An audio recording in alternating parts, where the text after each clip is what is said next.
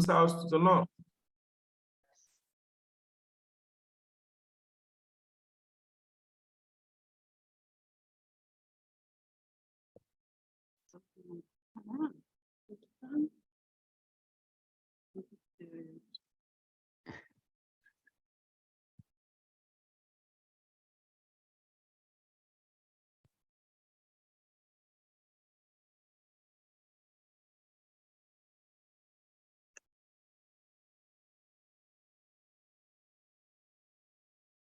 You managed to get the quotation?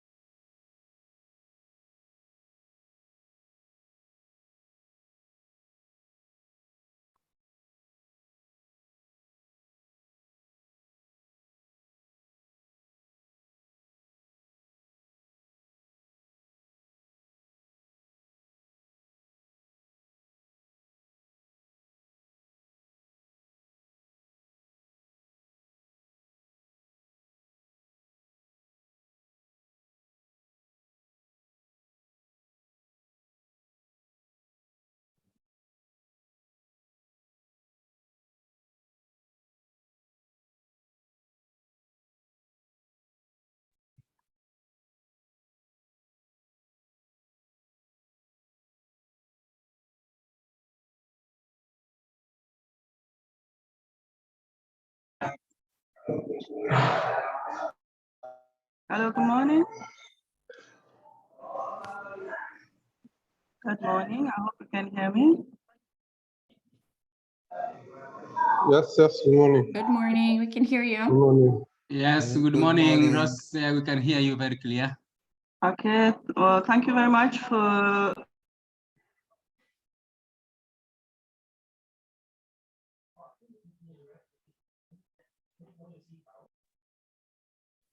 hello, sorry, I don't know why the host muted me. We hear you. I was muted briefly by the host. Welcome to this launch of the Climate Mobility Africa Insights. My name is Dr. Rosa Oma. I'll be the moderator today, and I would like to start by welcoming the co-chair, Dr. Nicodemus Nyandiko, to start us off this morning. Dr. Nicodemus Nyandiko, you have 5 minutes.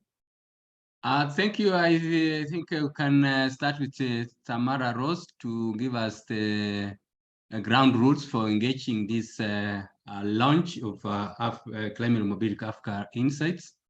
I give her 2 minutes to share the housekeeping rules, please. Tamara, take the floor.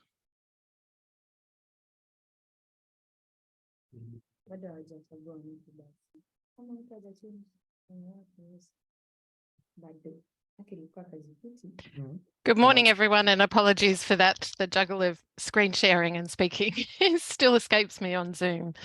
It's really wonderful to be here. My name is Tamara Wood, and I'm a member of the steering group of the Climate Mobility Africa Research Network.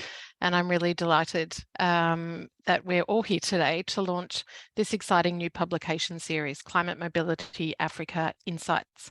I'll leave it to my colleagues to share all of the exciting information about that, but just a few brief housekeeping rules before we get started. So the first one, please ensure that you are on mute at all times. I think sometimes when you enter, you may not already be on mute, so please double check as you're joining. This meeting is being recorded. You should have received a notification of that, and we hope to share the video via social media and the CMAN website. Interpretation between English and French is available for this meeting, so you can find the interpretation button at the bottom of your Zoom screen. Please select your preferred language now, otherwise you may find yourself scrambling later if we have French speakers particularly. And please feel free to use the chat function if we have it available to us to share any thoughts and feedback throughout.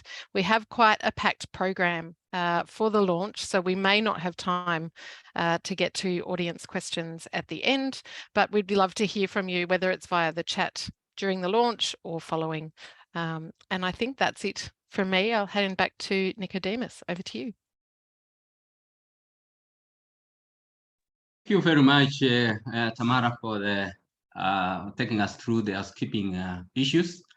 Now, quickly, I also want to join Rose and Tamara to warmly welcome all of you to the launch of the Climate Mobility Africa Research Insights. This is a 1-hour session taking you through what the researchers and experts from the CMAN have gone through the last 1 year to develop these policy briefs and insights. This event we're going to co-host together with ACMI, with Dr. Nick Simpson from ACMI, and my name is Dr. Nicodemus Nyandiko. I want to also take this opportunity to welcome Nick to say a word of welcome. Thank you.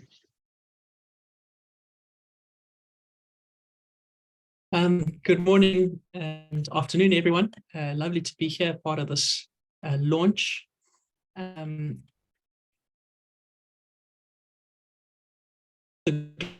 Global Center for Climate Mobility and the Africa Climate Mobility Initiative, we would like to express our deep support and excitement about the launch of Insights, because we understand that choices that are made in the near term to reduce vulnerability and improve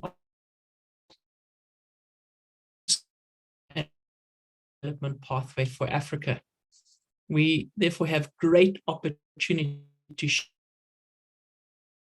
people-positive adaptation journeys, even in the face of unprecedented climate risk. By harnessing climate mobility, we can prove a unique opportunity to consolidate regional integration as well. So we look forward to the activities and outputs of, sorry, there's a feedback. We look forward to the activities and outputs of insights and potentially building capacity amongst African researchers, providing training and intensive editorial support to researchers seeking to publish their work in the series, where we can learn a lot more around the governance, law, and essential enabling conditions for that kind of people-positive adaptation. I look forward to the insightful presentations to follow, and thank you everybody for here.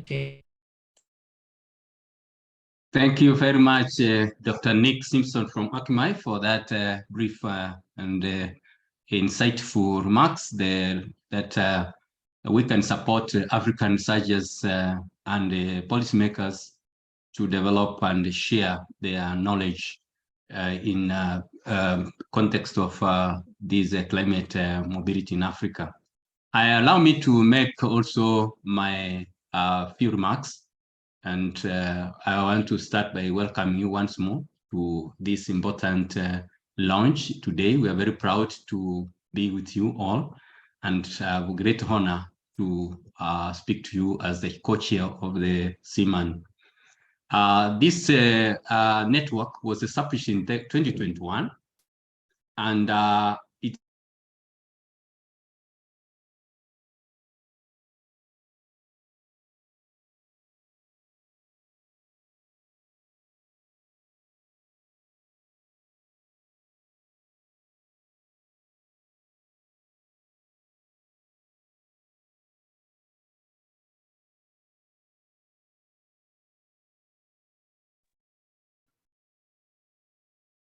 We lost you, Nicodemus.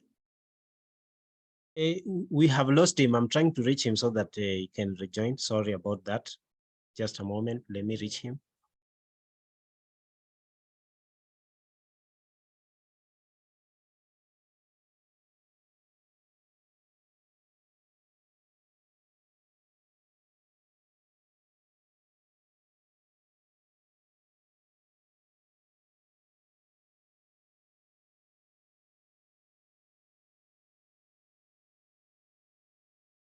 Sorry, members, we seem to have lost Nicodemus. I'll step in as he tries to get connected. Climate Mobility Africa Insights is a publication of the Climate Mobility Africa Research Network, CMAN, a multidisciplinary bilingual English-French network of researchers and policymakers that aims to advance evidence-based law and policy responses to climate mobility in Africa. The Insights publication series is published on CMAN's website and comprises fact sheets and the policy brief, providing a go-to source of information for researchers and policymakers working to advance evidence-based law and policy responses to climate mobility in Africa.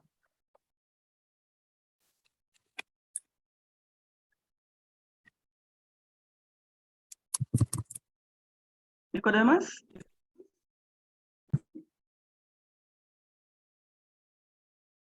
So this event is a 1-hour event and will be co-hosted by CMAN and Akamai.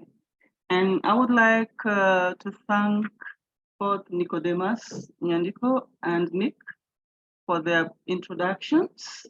We are pleased to have you with us today. And we are pleased to have all 4 authors of the initial set of Insights policy briefs,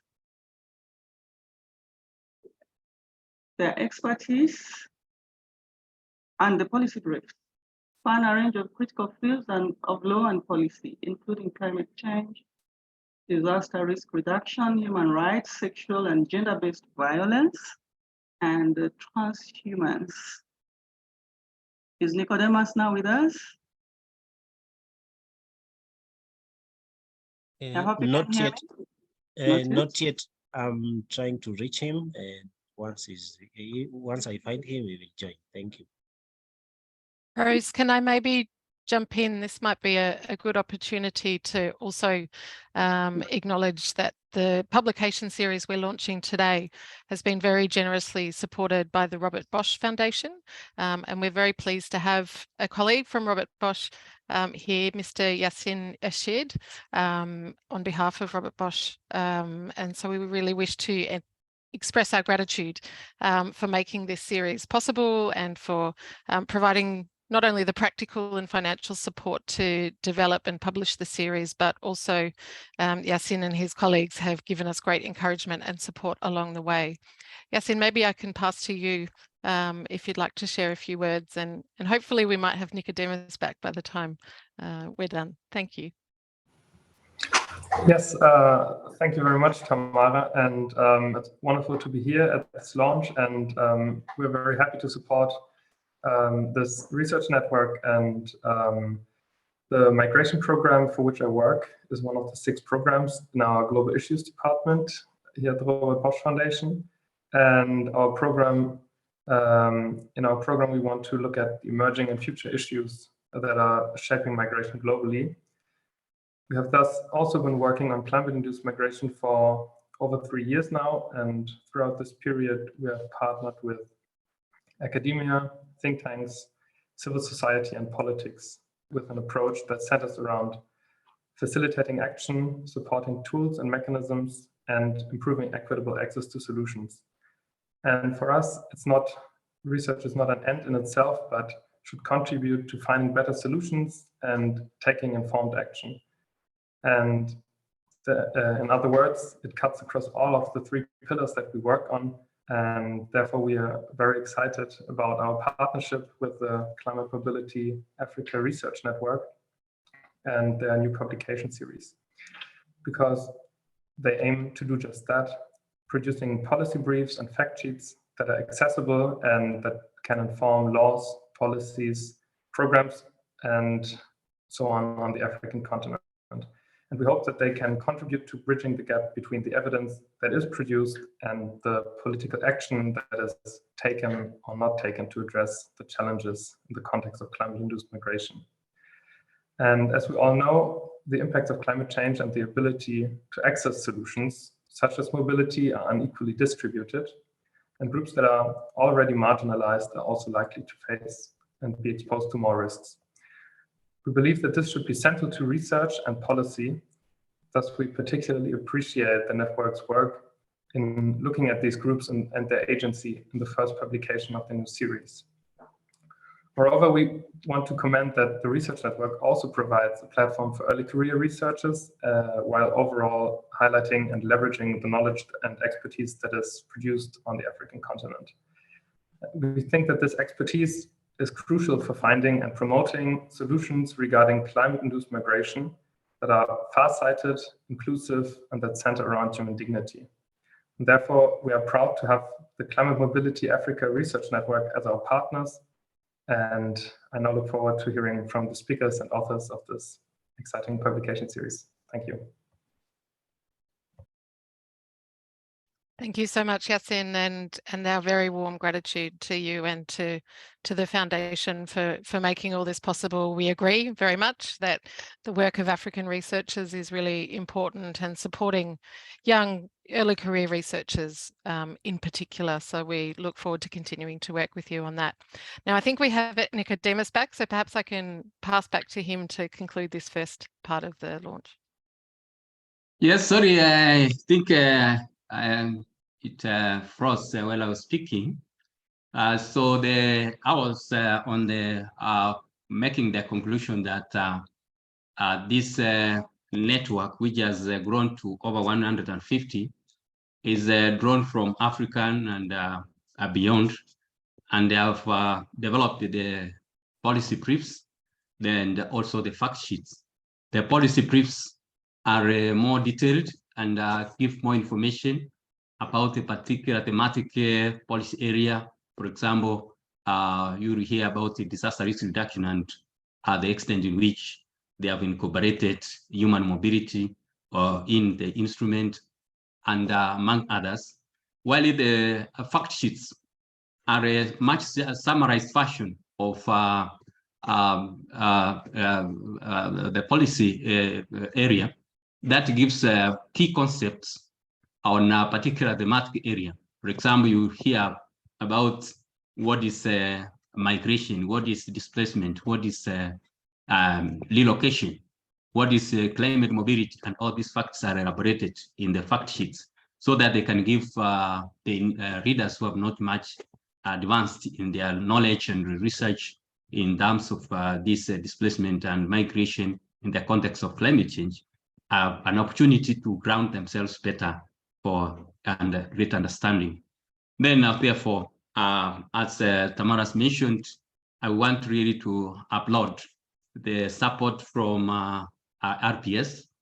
This work would have been possible without their support, and also the excellent expertise that has been drawn from African researchers to ensure that this work is successful.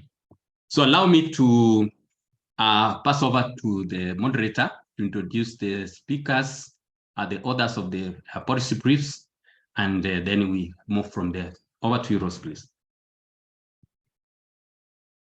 Thank you, Nicodemus. Now, as I said earlier, we are pleased to have with us the initial 4 authors of the policy briefs.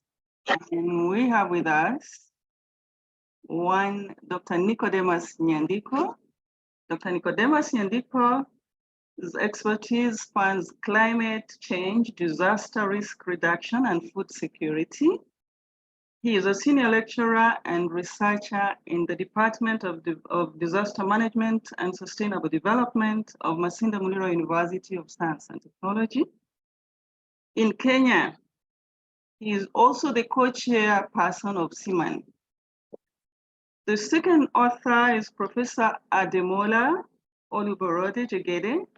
He is a human rights expert whose work focuses on the interface of climate change and biodiversity laws within the human rights of vulnerable populations.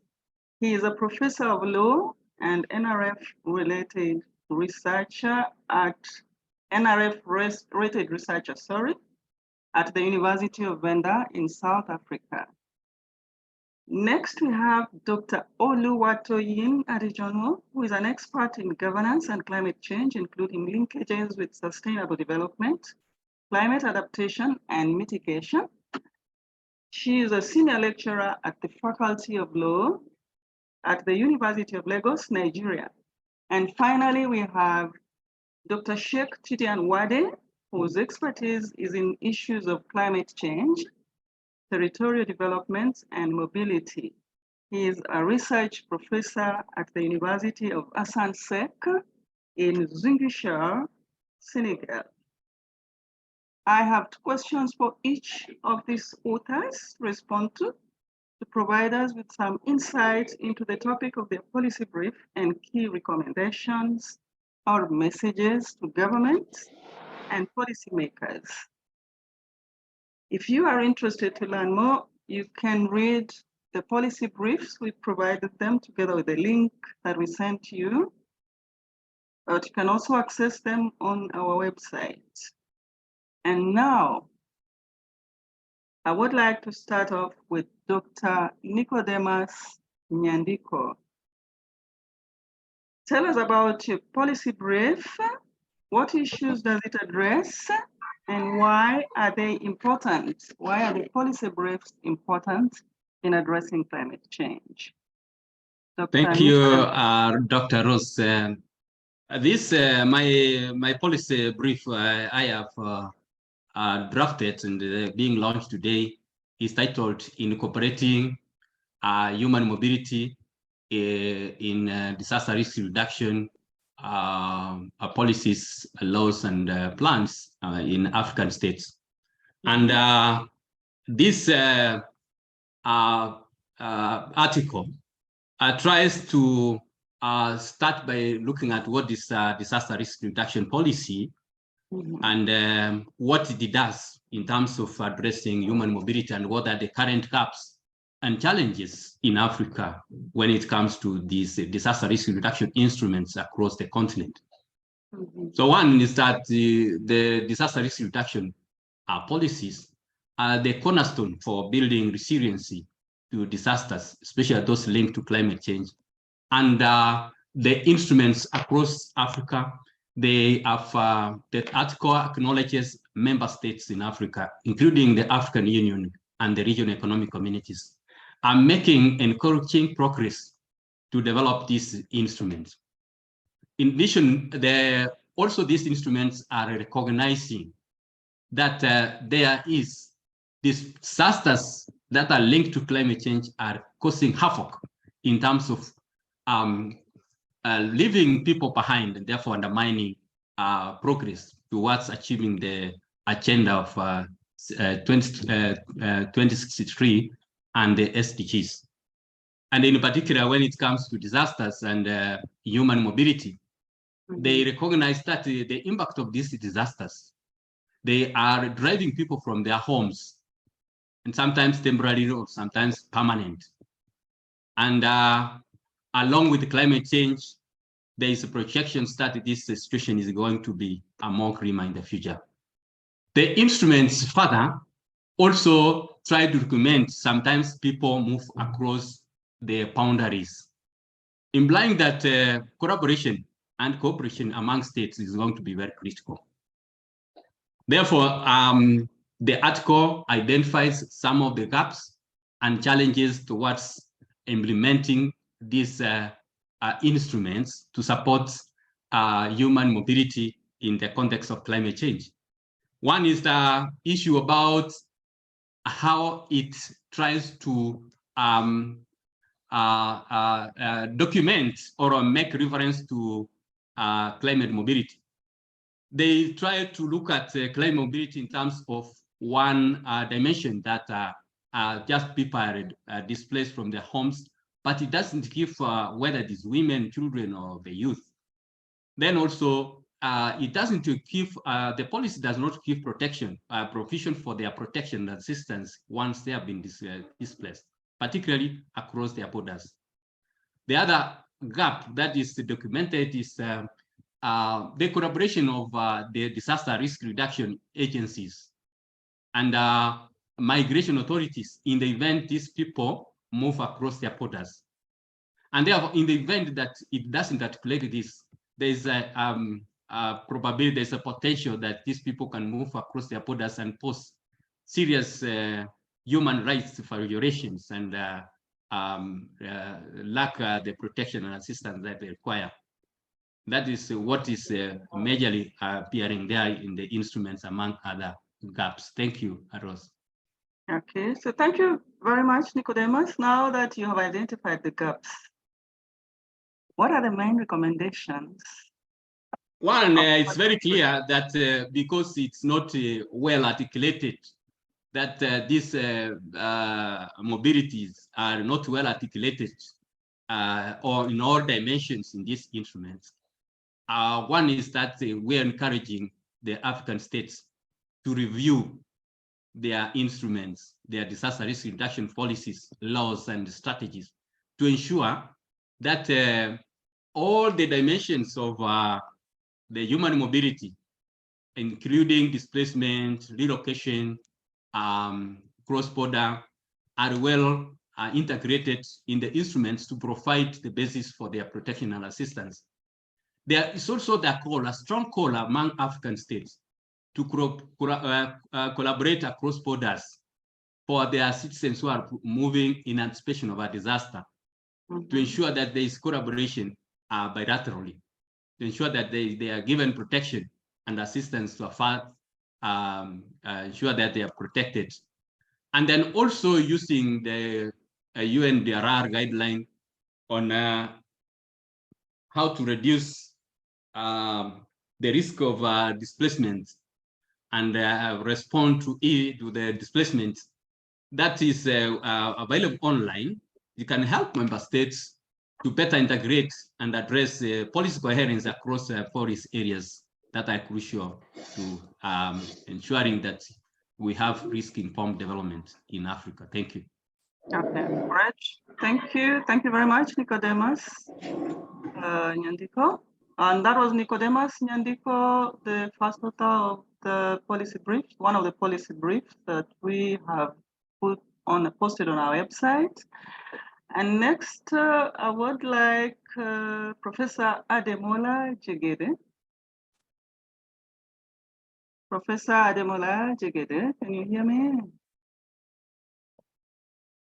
Yes, I can hear you. Okay, please tell us Many about thanks. your policy brief, what issues it addresses and why they are important in addressing climate mobility.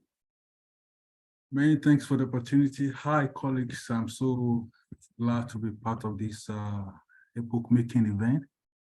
I think the title of my policy brief is clear: climate mobility and the protection of vulnerable groups under African human rights law. In that policy brief, basically the issues that I interrogated are whether adverse consequences of climate mobility may exacerbate the vulnerability of certain groups, such as children, people living with disabilities, older persons and youth. And I asked the question that if it can, what implications does that have on the human rights of these groups, particularly implications for socioeconomic rights such as food, access to water, shelter, and their health. Of course, I also look at implications for civil and political rights such as access to information and all that. And my findings are climate mobility have adverse consequences and on these rights. And I then also explain how the mechanism Amma fa ba cikakke ba ke badawa fa. A'a. Sorry, I think we have some interference. Victor, if you can mute whoever is unmuting. Thank you. So finally, I look at how human rights mechanism within the African human rights law system can be used, can be deployed to address these adverse consequences. So basically, those are the issues I look at in my piece. Thank you. Thank you, Professor. So Professor has briefly told us the issues that he addresses in his policy brief. Maybe he could tell us what recommendations his policy briefs make and to whom are those recommendations directed? Thank you for that interesting question against moderator. I think my policy brief has a lot of implications for states in Africa, for human rights institutions, and for NGO, government organizations who are involved in that field. For states in Africa, I do recommend that they should recognize that the actual and foreseeable adverse impacts of climate change mobility, do have implications on rights, and this should trigger obligations on their own parts to take action. And for human rights institutions, I do make the recommendation that the mechanisms such as the African Commission and the African Committee of Experts on the Right and Welfare of Child should apply international law and its jurisprudence based on Article 61 and 46 of the respective charter, creating the mechanism in response to human rights consequences of the development I've explained. And for NGOs, that they should be louder more, they should engage with these issues and bring them before policymaking bodies, which are engaged from time to time with issues of climate mobility in Africa. So those are my recommendations for these three categories of stakeholders operating within the African human rights law system. Thanks.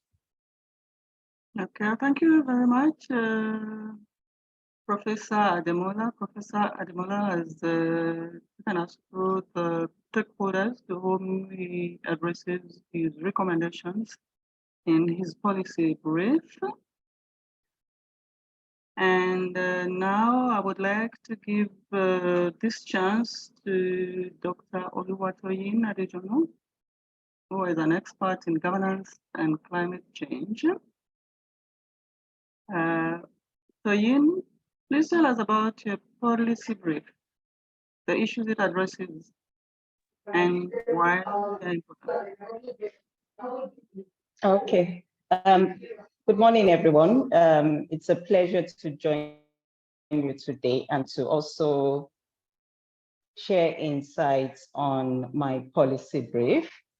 So my policy brief titled Addressing Sexual and Gender-Based Violence Against Women and Girls in the context of climate mobility in Africa considers the role of climate change in exacerbating sexual and gender-based violence against women and girls in the context of climate change in Africa. So for women and girls, human mobility that occurs in the context of climate change can also be an indirect cause of different forms of sexual and gender-based violence, particularly if human mobility is not properly managed.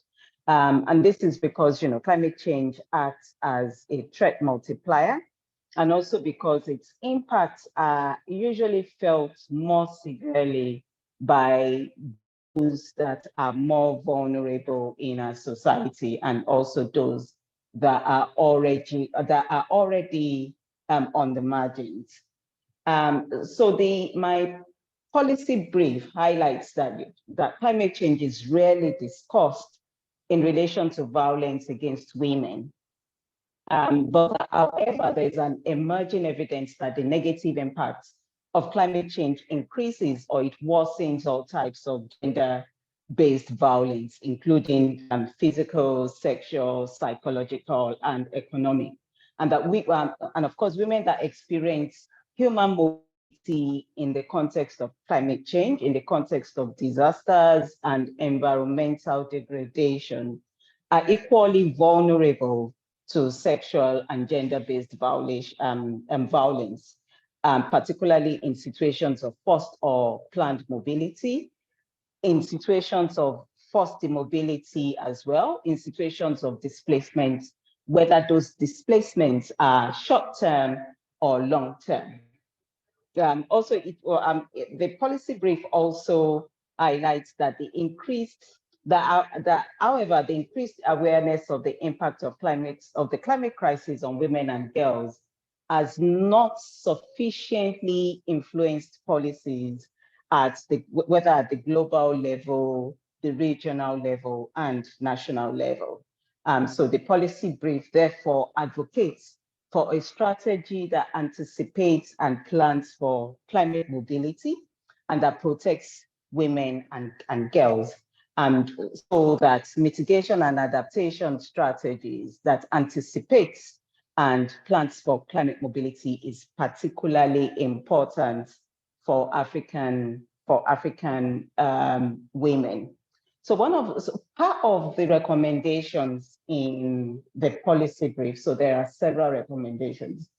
So adaptation and mitigation strategies that anticipates and plans for climate mobility is urgent, particularly in Africa, in order to strengthen the resilience of women and girls. The African Union Climate Change and Resilience Development Strategy and Action Plan, that's the one for 2022 to 2032, is actually a good starting point for African policy, for African nations, for regional blocs, and also for African policymakers. And this is because it recognizes that movement or migration is an adaptation strategy, and that adaptation actions must consider age and gender in their application. Therefore, part of the recommendations of this policy brief is that there should be, that regional and sub-regional policies and guidelines for African states should integrate a sexual and gender-based violence prevention and intervention strategy within the broader framework of climate mitigation and adaptation strategies. I've also recommended, or the policy brief also recommended, that national surveys, that each African countries in the collation of their national surveys should properly disaggregate the status of women. So as an add-on to the regional and the sub-regional response, national surveys should include data that fully disaggregates the status of women and how this impacts their experience of sexual and gender-based violence. So for instance, national surveys at the domestic level should include displacements, especially internal displacement status, when gathering data on factors that leads to or that influences sexual and gender-based violence against women in Africa. And this is because currently, rarely do national surveys on the drivers of sexual and gender-based violence acknowledge climate change as a driver. So the policy brief recommends that this will help. The inclusion of it would definitely help policymakers and other stakeholders to direct funds and other appropriate response mechanism. Also, the policy also recommends that the African Union and other relevant stakeholders should encourage and initiate studies and the collation of disaggregated data that illustrates the intersections of vulnerabilities and that highlights the underlying trends and patterns on the nexus between climate change and sexual and gender-based violence. And I also highlighted that the African Climate Mobility Initiative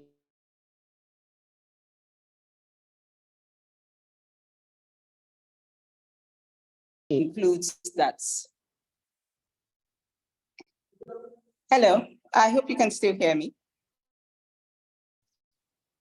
Okay, so in conclusion, the policy brief recommends or concludes that women and girls require support that is tailored to their specific needs to adapt, to build resilience, and to mitigate the changes that threatens their social and economic well-being.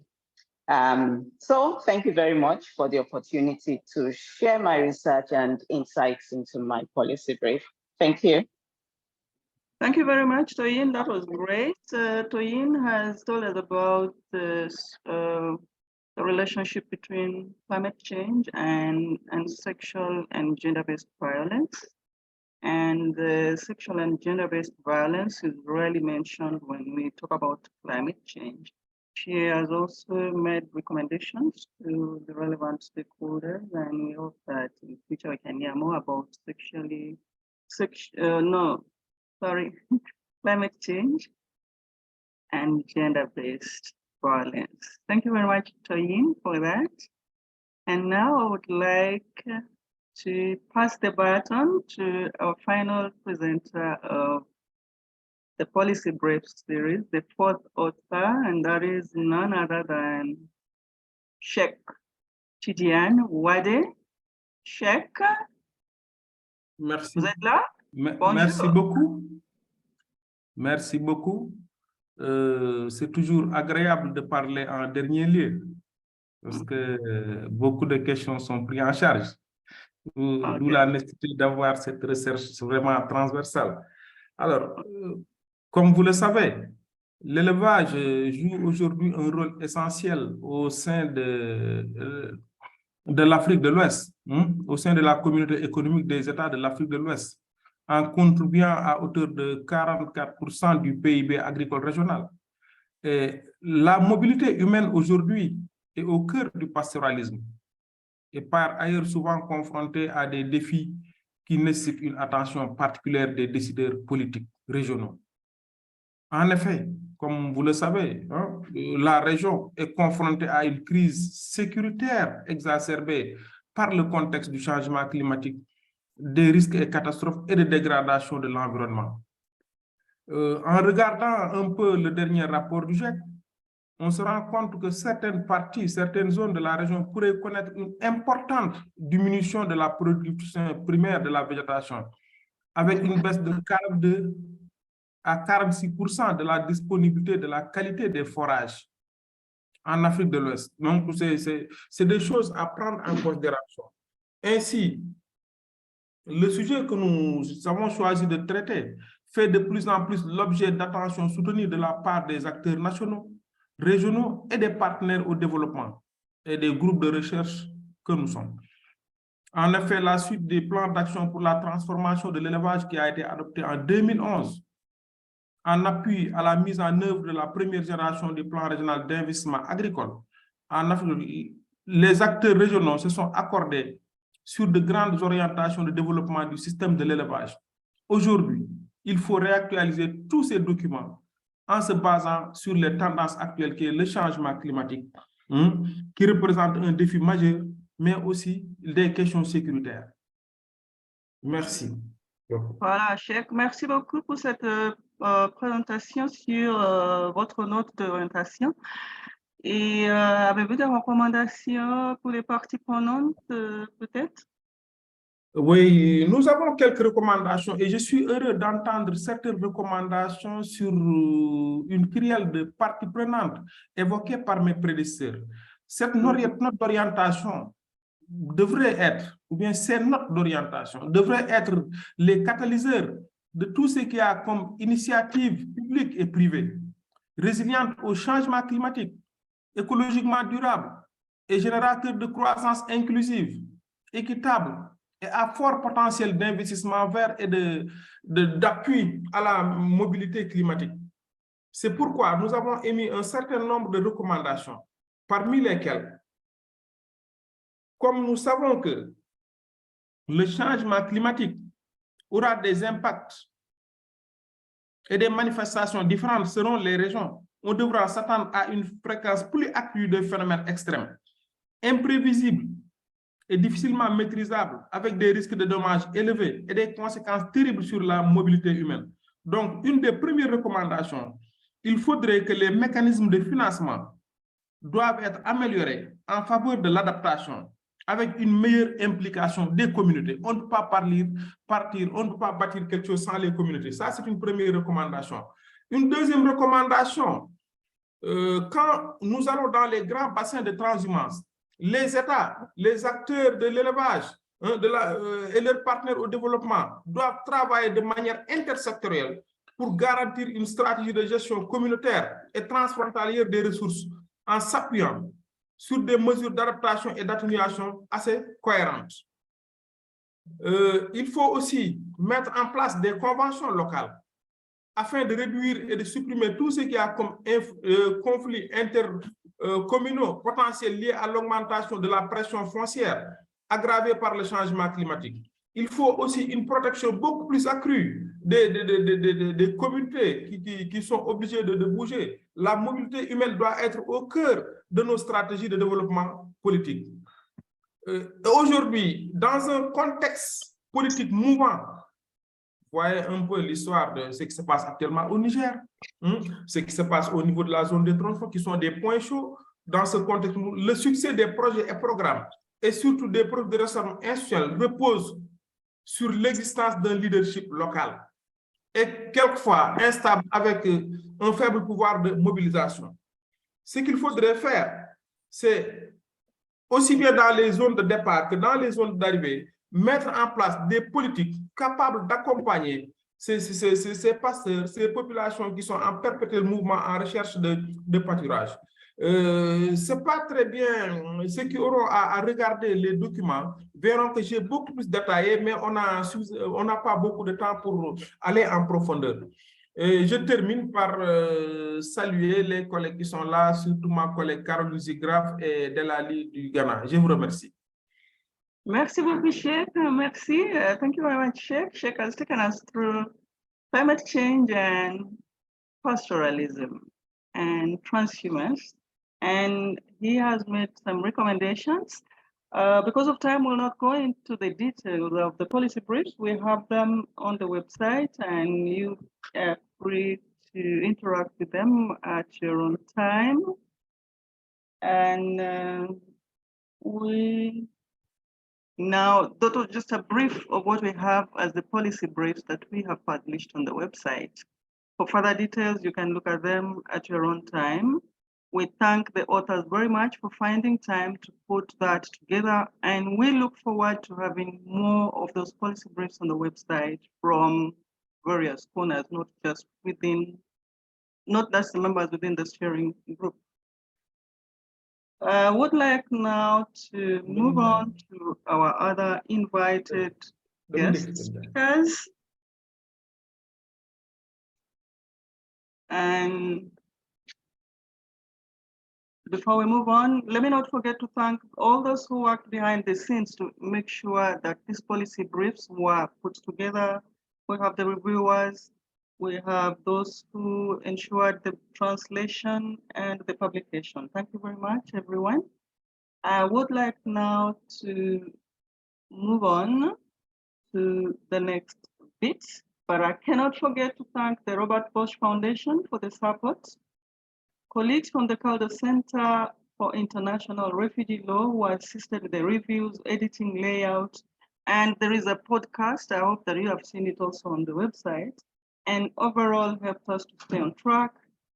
I must thank colleagues from the Platform on Disaster Displacement and IOM who assisted with reviews and editing.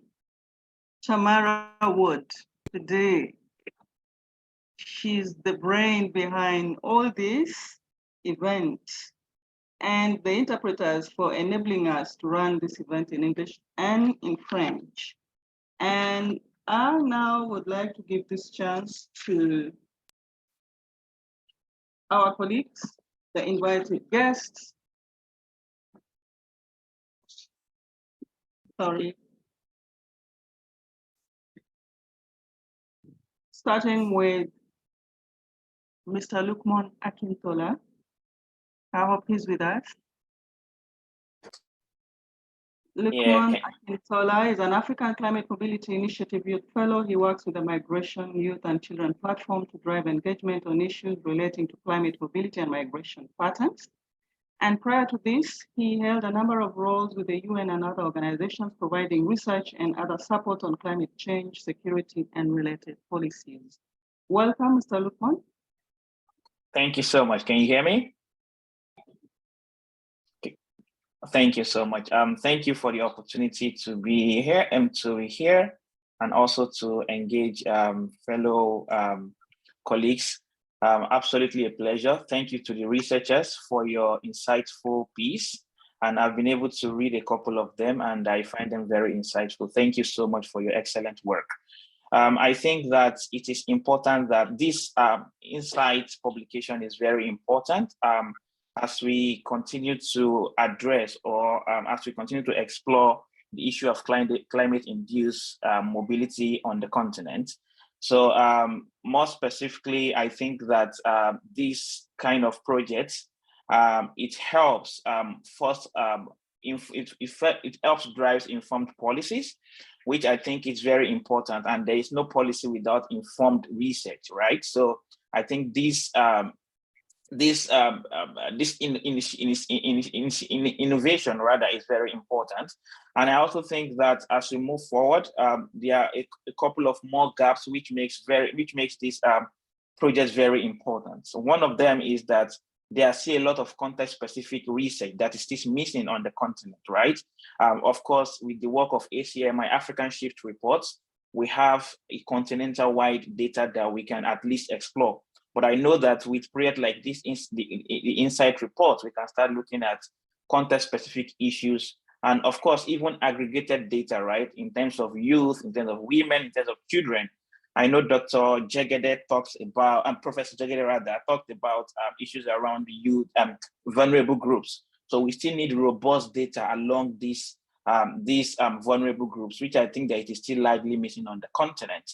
But I think that as we move forward, this kind of publication will help understand the trends, challenges, and opportunities where we can start really exploring migration as an adaptive measures to climate change and, of course, environmental issues.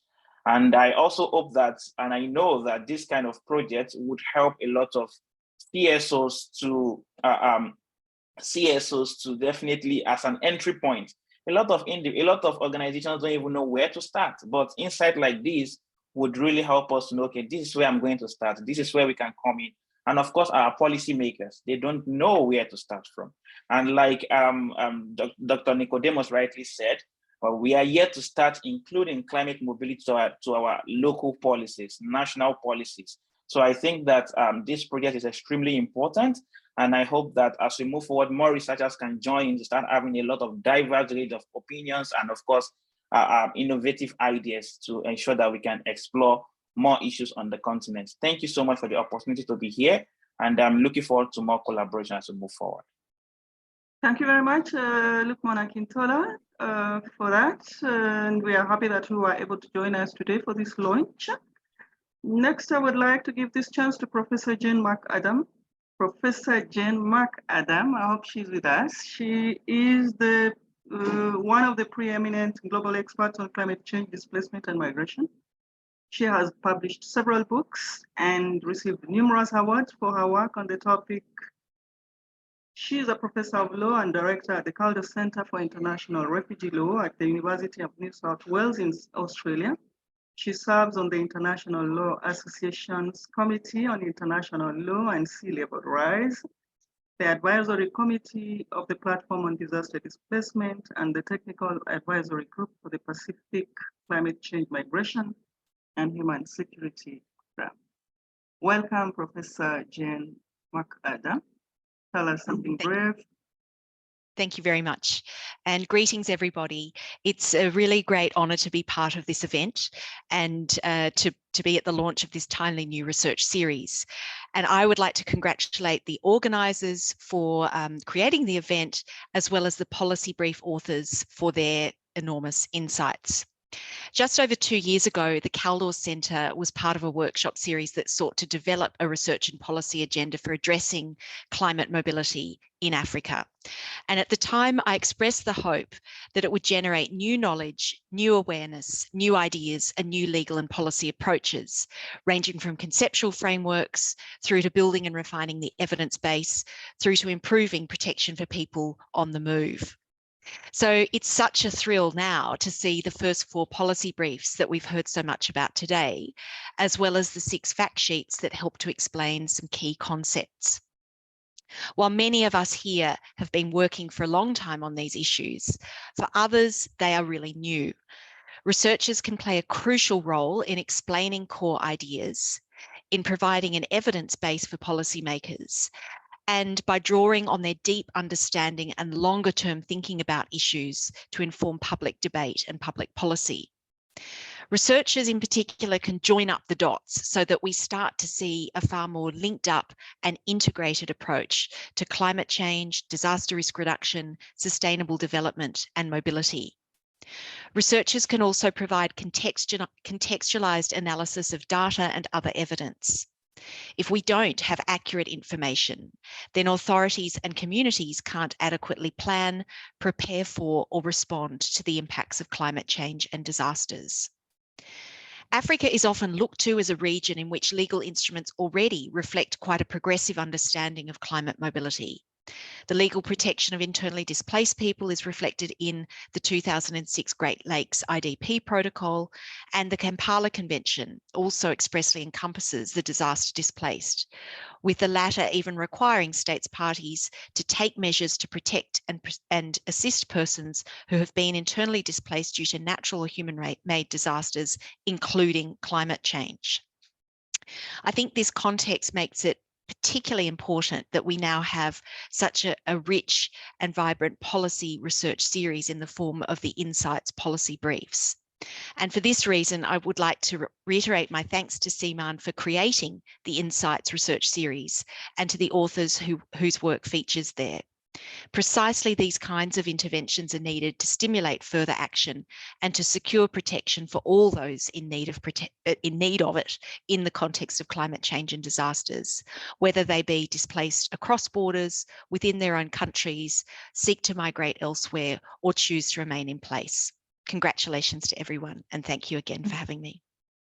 Thank you very much, Professor Jane Wakada. And finally, Professor Walter Carlin, I hope he's with us today. Professor Walter Carlin is a special envoy of the chair of the Platform on Disaster Displacement, a state-led initiative working towards better protection for people displaced in the context of disasters and climate change. He is also a professor emeritus for international and constitutional law at the University of Bern in Switzerland, and was the former representative of the UN Secretary General on the human rights of internally displaced persons. Professor Carlin, are you with us? I'm here. Thank you very much, Dr. Rose. Let me start by saying how happy I am to have been invited to this launch on behalf of PDD, the Platform on Disaster Displacement. We worked with IOM, UNHCR, the Caldor Center, and other partners on the development of the research agenda, and we really continue to fully support the agenda of now the Climate Mobility Africa Research Network. And I'm so happy to see the first fruits of all these endeavors, and congratulations to everything that has been done so far, the high quality of these products, and also the great opportunity we have right now with this launch. Ladies and gentlemen, dear friends and colleagues, a learned bear does not get far in the forest. This funny German proverb reflects a very common attitude of people who think that researchers are nerds, that we are living in ivory towers, that we are unable to master the challenges of everyday life. Of course, as academics, we fundamentally disagree with this proverb. We would argue that the more bears and other animals know about trees and plants, food sources, dangers and risks, the better they can cope with forest life. Nevertheless, the saying contains a grain of truth. Not any kind of research helps us to deal with the challenges of human mobility in the context of climate change and its adverse effects. What we need is research that is evidence-based, that is interdisciplinary, that in the African context is bilingual, that is people-centered and policy-oriented. And this is exactly what the network is about. First keyword, evidence-based. Of course, we know that disasters and the adverse effects of climate change are particularly devastating for African countries. We are all aware of the magnitude of the problem. You remember that, according to IDMC, 7.4 million people were internally displaced due to disasters in sub-Saharan Africa in 2022 only. We know and remember what the World Bank's Groundswell report said, namely, if you don't do the right thing, in 2050, sub-Saharan Africa could see as many as 86 million internal climate migrants. That's the big picture. But we don't know enough, for instance, about how many disaster-affected people are displaced across borders. We don't know exactly under what circumstances migration is an effective coping mechanism and when it is not, when it makes migrants and the families left behind more capable of coping or more vulnerable than before. Human mobility is always multi-causal, as we know, but we still do not fully understand what exactly and to what extent climatic factors contribute to such mobility. A knowledge on which policy measures work and why many interventions by authorities, international partners, or civil society fail, such knowledge is still limited. And these are just a few examples of areas where we have to work more. The network, with its mission to build an ecosystem of knowledge, really has the potential of creating research on a sufficiently large scale that is detailed enough, good enough to convince policymakers. Interdisciplinarity. The kind of knowledge that we need can only be gained through interdisciplinary research. The multidisciplinary aspect of the network allows to break out of traditional silos. It helps to bring together diverse academic disciplines working on mobility-related issues across the areas of climate change, disaster risk reduction, human rights, migration, pastoralism, transhumance, internal displacement, refugees. We've heard that today in very good ways. However, coming together around joint perspectives and solutions requires some common understanding. And this is where I see the particular added value of the Insight publication series. It plays a key role in creating a common platform that helps to conceptualize human mobility in the context of disasters and adverse effects of climate change and develop appropriate policy responses. And interdisciplinary approaches are important for another reason too. Albert Szent-Györgyi, he was a Nobel Prize winner for medicine in 1937, long time ago. He once said, research is seeing what everybody else has seen, but it is thinking what nobody else has thought. Interdisciplinarity helps to ask new questions, and it thus helps to define the starting point for new answers, and we need them so much. Bilingual. The network strives to be bilingual. This is particularly important for three reasons. First, it allows to bring together French and Anglo-Saxon research traditions, which are different in several aspects, especially in law, social sciences, and humanities, but which can cross-fertilize each other. Second, it allows to cover different realities, different sub-regional perspectives, and last but not least, it really facilitates reaching policymakers across the region. To cover several languages is always a challenge, it's costly, but I urge everyone present here and beyond to fully embrace and support the bilingual character of the network. People-centered. Human mobility is about people, and research on this topic has to be with and for these people. Science fiction writer Terry Pratchett, he succinctly expressed the idea of working with people when he wrote, even though he's not an academic, the best research you can do is talk to people. Yes, talking to people, listening to them, literally and figuratively, is in fact key to ask the right questions, to develop appropriate methodologies, to ensure that our research remains relevant. Research for people means that our ultimate goal should always be to help people cope with the negative impacts of climate change, a climate change that they did not cause, but whose consequences they have to bear. And finally, policy-oriented. If knowledge is not put into practice, it does not benefit one.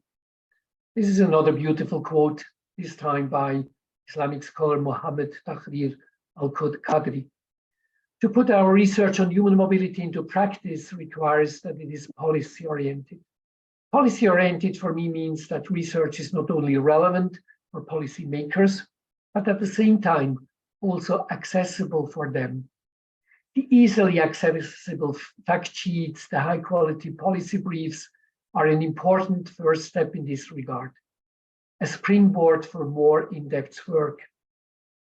But at the same time, to have an impact on policymaking, researchers must be provided with opportunities to interact with policymakers. In this regard, I'm happy to inform you that the next chair of PDD will be Kenya. The Kenyan chairmanship, starting on 1st January 2024, will certainly provide some opportunities for such interaction, opportunities that still need to be determined, but that are important. Thank you very much.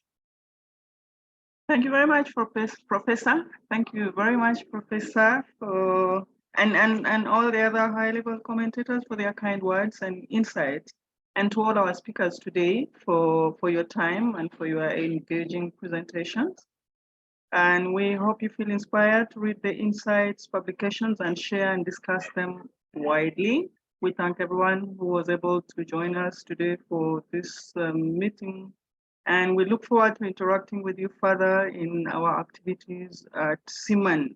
And before we close, I want to apologize. We have gone slightly beyond the 1 hour, but please bear with us. I would like to hand over now to Nick Simpson and Ademola Jegede for our final words. As you know, this launch was co-hosted jointly by ACMI and by CIMAN.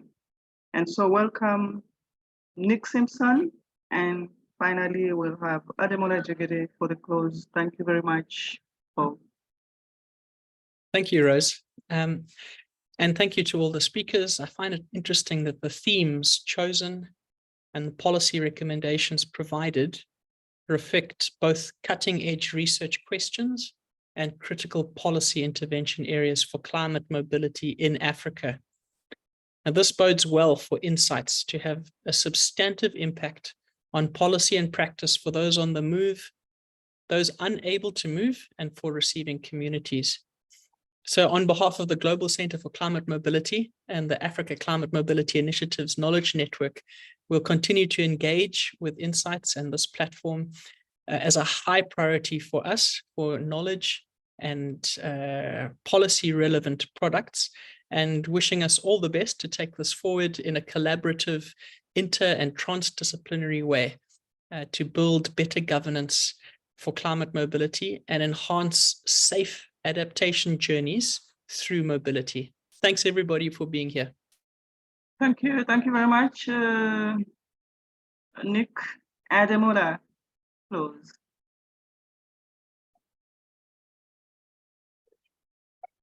Professor Ademola? Yeah, many thanks for the opportunity. I want to thank colleagues who have graciously spoken at this event. Particularly, I want to start with Dr. Nick Simpson for his support this initiative, and of course the entire ACMI. We do appreciate your contribution, and we hope that we would, can always count on your support in our future endeavors. And of course, I also want to thank all those who worked behind the scenes to help make Insight possible, including the Robert Bosch Foundation for supporting the series and for the encouragement and support along the journey, of making this day a reality. I thank colleagues from the CARDO Center for International Refugee Law who assisted with reviews, editing, layout, the podcast that we had, and overall help us to stay on track.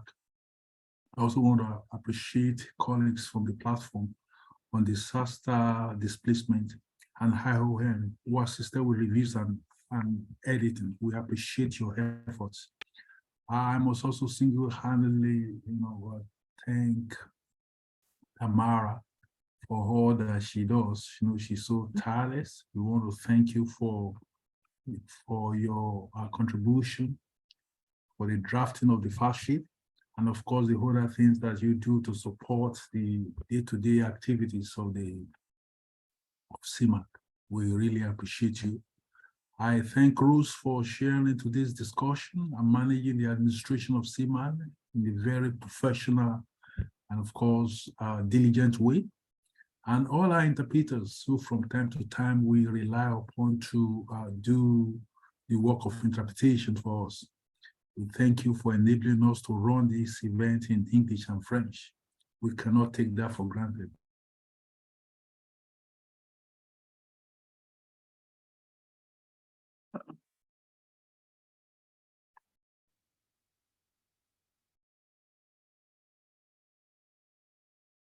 Hello, Ademola. I can't hear you.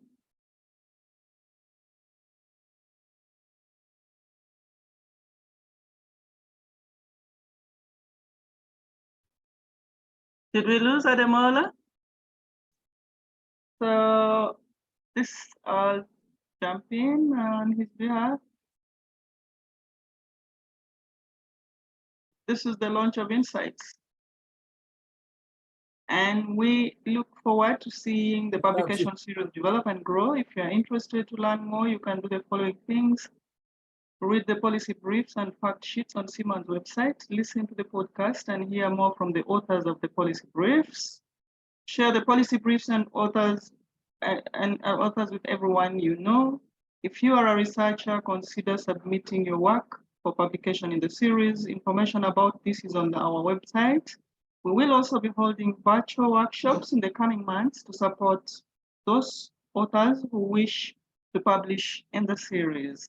If you're not already a member of CIMAN and would like to be a member, please consider joining on our website. Otherwise, Tamara, unless you have something. I think we're all done. Thanks so much, Rose. Thank you very much, everyone, for attending. And now I think we can declare our Insights publication series launched. You're welcome to read and you're welcome to publish with us. Thank you and goodbye from Kenya. Bye-bye. Bye. Thank you. Bye. Bye. Bye. I'm sorry for the Bye. power Thank outage. you. Thank you. Thank you, everyone. Thank you, everyone. Bye. I am very, very happy. Bye, everyone from Ghana. Bye. Tamara. Check. How are you? Good. How are you? I'm fine. And you? Wonderful to hear from you today, Sheikh. Yes. I was afraid Merci. that I will not have the possibility to have the internet connection because problems in Senegal. Yes, I'm pleased to see that you're able to get online after the troubles. That's why I'm very happy. Fantastic. I look forward to seeing you again soon. Okay, thank you very much for all. Merci beaucoup. Okay. Good morning, Tamara. Merci, Hi, Samuel. Yeah, this is Samuel from Ghana. Hi. Hi. I was expecting to see you at the Refugee Law Initiative conference. I was very sorry to miss it. Hopefully next time. Yeah, I was there. So see you next time. I hope it was really useful, really valuable. Yeah, very.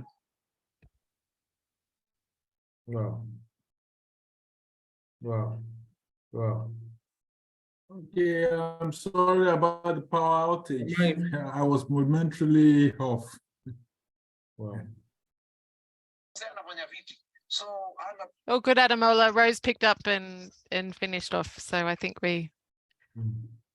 everyone did a fabulous job. Thank you.